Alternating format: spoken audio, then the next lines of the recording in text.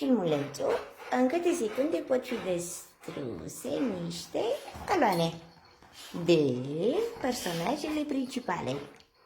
Și poate ăștia. Ia!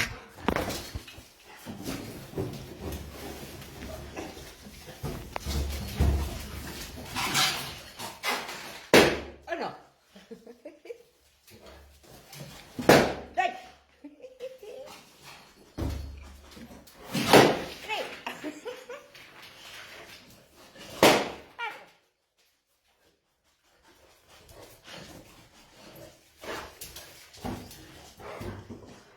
Hai!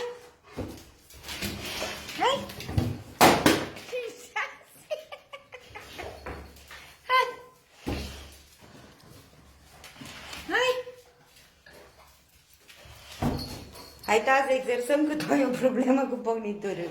Hai! Hai la mama, hai! A? Nu mai vreți? Hai!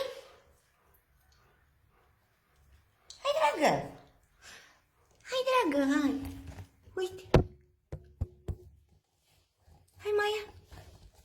Hai! Haide!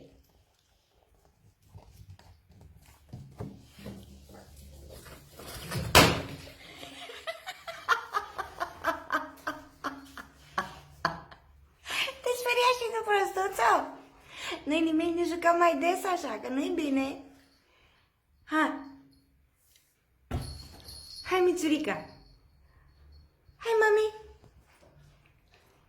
Hai! Chibrito! Hai, mamica! Nu?